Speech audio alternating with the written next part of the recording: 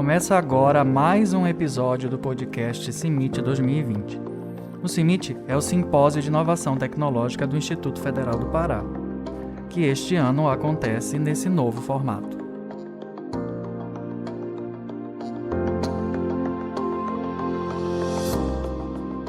Olá, ouvintes, tudo bem? Aqui quem fala é Lívia Colares e quem vai conduzir comigo o podcast de hoje é João Augusto. Tudo bem, João? Tudo bem, Lívia, aí contigo? Tudo ótimo. Bom, o nosso tema de hoje é por que a criatividade faz parte do business. João, sabe o que significa business? Na realidade, eu sei sim. Business é uma palavra em inglês que significa negócio, empresa ou mercado, essa palavra é usada justamente para falar desse contexto. Exatamente. Para entender como a criatividade está associada ao business, eu chamo o nosso convidado Vinícius Tocantins, que participa desse episódio diretamente de Roraima. Tudo bem, Vinícius? Tudo bom, gente? Prazer estar falando com vocês. O prazer é nosso, na realidade. Vinícius é diretor da Agência de Inovação do Instituto Federal de Roraima. Vinícius, a palavra criatividade geralmente nos remete, à arte, essas questões assim mais artísticas. Qual o diferencial da criatividade voltada para o business? Legal.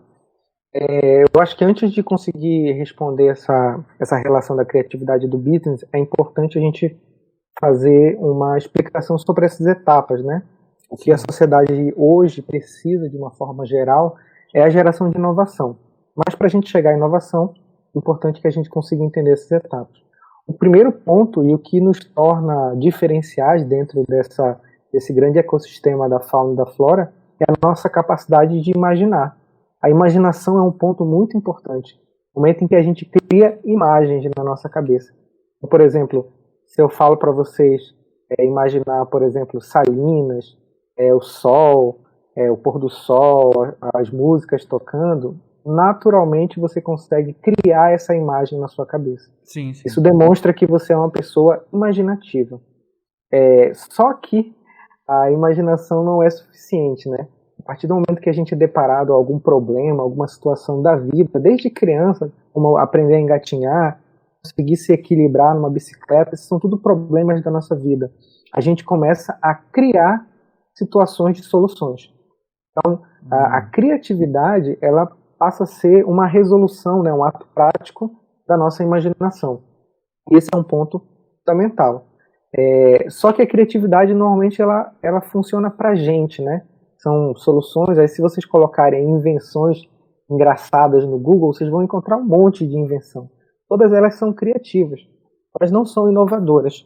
Por que ainda não são inovadoras? Porque elas não conseguem ganhar escala, elas não servem para muita gente. Normalmente é uma gambiarra, né? Ela serve para você, serve para um amigo. E aí vem a inovação, que a inovação é o desenvolvimento dessa criatividade em ambiente de escala, um ambiente para todo mundo. Normalmente, a criatividade, a palavra criatividade, né, a atividade de criar, ela está muito vinculada ao ambiente artístico, né, os músicos, dançarinos e tudo mais. Só que se a gente pegar esse conceito, se a gente for pegar na prática o que a gente acabou de conversar, a gente vai perceber que muitas profissões conseguem criar soluções para resolver problemas no dia a dia.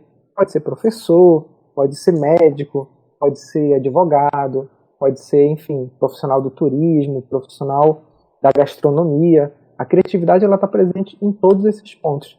E aí, para o business, isso é essencial. Na hora que a gente começa a perceber o momento que a gente está vivendo, né, não só o momento de pandemia, mas o recorte do século XXI, da digitalização e da globalização, a gente começa a perceber que se você não tiver um diferencial, você apenas vende por vender algum produto, provavelmente alguém vai te engolir.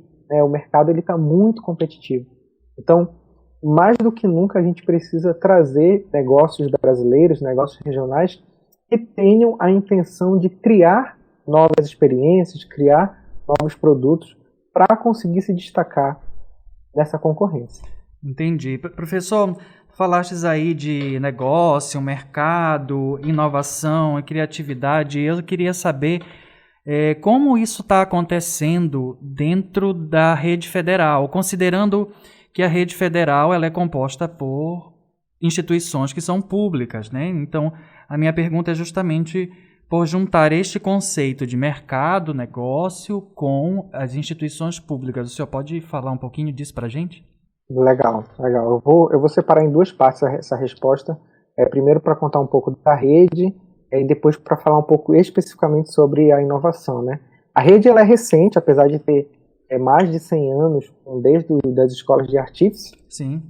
Mas esse modelo que a gente está vivendo hoje dos institutos federais é um modelo recente, de 2008. Uhum. E aí é natural que, é até um ponto interessante para falar de criatividade, nós como criança, a primeira forma de criar resolução de problemas é na imitação. A imitação Sim. é o ponto fundamental para você estimular a criatividade. E é natural que na criação da rede federal, como era algo muito novo, muito amplo, a gente olhasse para os nossos irmãos mais velhos, né, para tentar imitar um pouco o modelo. Então, muitos dos conceitos que são universitários vieram para a rede federal. O conceito de reitoria, que era um conceito de universidade, Sim. de campo, o conceito de tripé, né, ensino, pesquisa e extensão, que é um conceito do ensino superior, e aí a gente foi se moldando. Nesse conceito, a gente ainda não estava muito claro trazer para o centro da discussão criatividade, empreendedorismo e inovação. Com o advento das incubadoras, dos NITs, né, agora das agências de inovação e principalmente dos polos de inovação, a gente percebeu que essa é uma área estratégica, a discussão de políticas de inovação, mas também políticas de criatividade. E aí agora eu entro na segunda resposta, né, que é a responsabilidade e o desafio como poder público, né? A gente acha que criatividade e inovação são responsabilidades do poder privado, mas não, nós também temos responsabilidades, inclusive legais. Existem 3 documentos que dizem isso para a gente. A Emenda Constitucional 85, que é uma Sim. emenda feita em 2015, Uhum. o Marco da Inovação de 2016 e o Decreto do MCTIC de 2018. Certo. Então, o poder público ele tem uma responsabilidade muito forte, que é o nosso desafio de traduzir uma palavra em inglês chamado profit, que é o lucro, Uhum. mas a gente também consegue traduzir essa palavra como impacto. Então, a criatividade ela é necessária no desenvolvimento da nossa política como rede para justamente aumentar, melhorar e tornar mais eficiente o impacto que nós desejamos da rede em cima de 2 características que é muito importante para a gente, que é a capilaridade. Sim. Nós conseguimos chegar em locais que outros parceiros do Poder Federal não conseguem Uhum. chegar, e a verticalização, que é o momento em que a gente mistura diferentes e faz com que esse convívio seja interessante. Então, trazer para o centro do debate uma política de criatividade e inovação é fundamental. Ah, entendi. Professor, a gente costuma associar a inovação ao contexto de mercado, tecnologia da informação, automação, mas como é que fica a questão humana nesse contexto todo? Perfeito. Antes é bacana a gente falar um pouco sobre, isso é até uma dúvida das pessoas, né? Tecnologia. Normalmente quando a gente fala tecnologia, a gente imagina que é coisa de nerd, né? Coisa Sim, de sim. computação, coisa de eletrônica. Mas se a gente for pegar a estrutura da palavra, né? Tecnologia é o estudo de técnicas. Uhum. Então, as profissões que conseguem fazer o estudo dessas técnicas e aperfeiçoar essas técnicas são profissões tecnológicas. E isso já é uma atualização muito interessante, porque você traz o professor tecnológico, você traz de novo o chefe de cozinha tecnológico que conseguiu misturar algumas coisas, você traz o turismólogo, por exemplo, tecnológico. Sim. Isso traz um leque muito interessante para a gente. Quando a gente passa para olhar a tecnologia dessa forma, a gente começa a perceber o papel da criatividade e da inovação em profissionais que não são dessa área das engenharias. As engenharias, obviamente, elas se enxergam muito mais fácil com a inovação, mas, por exemplo, vou citar um caso importante acontecendo aqui na cidade onde eu moro, que é Boa Vista. Nós estamos na fronteira da Venezuela e, como todos sabem, durante algum tempo, né, a gente está passando por um momento de imigração venezuelana. Quem vai conseguir dar essa consciência para a gente sobre o impacto da imigração, tanto na área de saúde, educação, infraestrutura e tudo mais, são os profissionais de humana. São os sociólogos, são os antropólogos, eles vão dar um conhecimento-chave para a gente gerar a política pública assertiva, que é a política pública de inovação. Então, o exemplo que a gente enxerga de outros países, eu mais recentemente conheci o exemplo da Alemanha, é que na hora que a gente vai definir uma política que é muito complexa e que vai trazer um exemplo muito forte para a sociedade, eu preciso trazer o setor de humanas. Isso é muito estratégico. E aí começar a criar, que é um ponto fundamental na criatividade, a diversidade nessa conversa. Então, se, por exemplo, eu tenho, sei lá, um conflito de som automotivo numa principal rua de Belém, por exemplo, das Docas, eu não vou trazer só engenheiro, sei lá, acústico. Eu tenho que diversificar essas pessoas que conseguem enxergar o mesmo problema de uma ótica diferente. A gente percebe isso num time de futebol, por exemplo. Imagina que seria um time de futebol só com atacante. Imagina que seria um time de futebol só com goleiro. Então a ideia é que quando a gente vai tentar resolver um problema, e esse é um problema complexo, que a gente consiga trazer essa diversidade. E aí é importantíssimo trazer engenheiros, trazer profissionais da humana, da educação, para tentar resolver esse problema. Só para finalizar sobre esse ponto, a gente percebe que com a evolução das máquinas, né, provavelmente nessa década, nós vamos ter o 6G, a comunicação entre as máquinas muito grande. Os problemas simples vão ser resolvidos pelas máquinas. E o que vai nos sobrar são os problemas complexos. Para a gente tentar resolver os problemas complexos, a gente vai precisar ser humano. Para ser humano, a gente precisa de criatividade. Entendi. João, chegou agora o nosso momento de recadinho para a audiência. Vamos lá.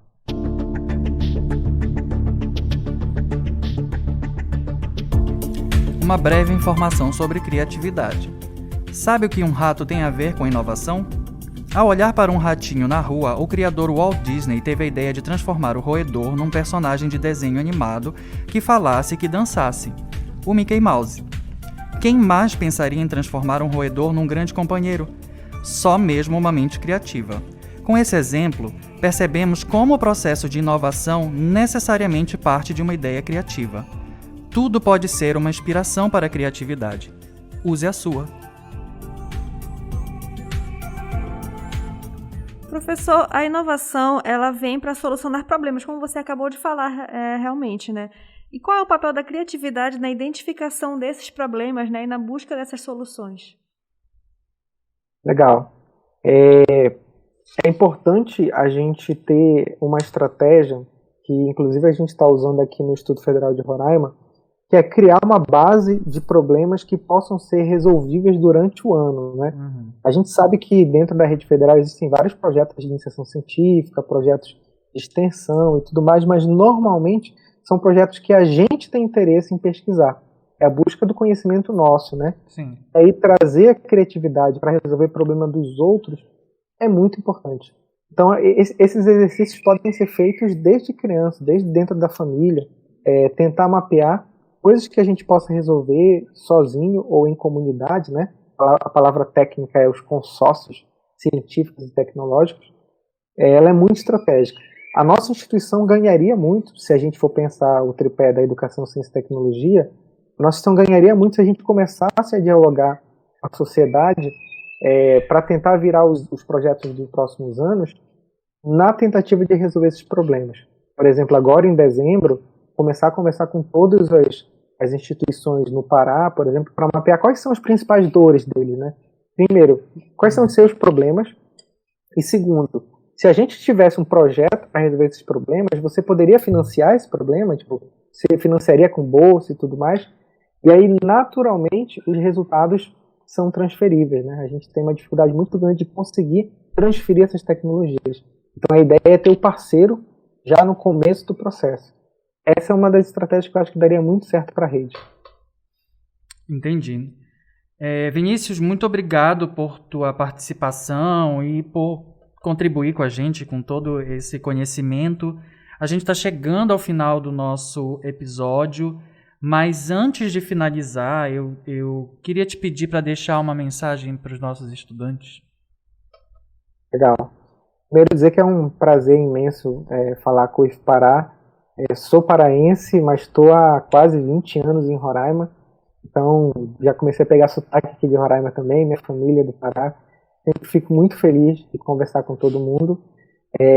Queria deixar uma mensagem positiva, porque eu entendo que o Pará e o Amazonas são as duas principais regiões no ambiente que a gente vive amazônico, que podem potencializar a inovação para a gente, né? Eu acho que são ambientes estratégicos, não só industriais, mas do conhecimento. E aí, pensando sobre essa frase, me veio à cabeça uma frase que eu escutei do Murilo Gun. Murilo Gun é um professor de criatividade. Eu sei que não é dele essa frase, mas eu escutei no curso. E isso me traz assim, uma reflexão sobre a docência, que é: a palavra ensina, mas o exemplo arrasta. Muitas pessoas passam pelo Instituto Federal em 1 ano, em 2 anos, e muitos, inclusive, têm como referência os professores, né? Então, para a gente tentar pensar a sociedade do futuro, essa sociedade provavelmente vai passar por um ambiente acadêmico, como os institutos federais. Então, pensar esse professor não só pela palavra de ensinar, mas pela capacidade de ser um exemplo aos outros, né? Eu acho que essa criatividade começa de dentro da gente, de tentar modificar o nosso modelo de sala de aula, o nosso modelo de fazer projetos, para que as pessoas reconheçam na marca do Instituto Federal uma referência de inovação local. Muito obrigado, professor. Muito obrigada, professor, pelas suas contribuições. Obrigada, João, por conduzir esse podcast junto comigo.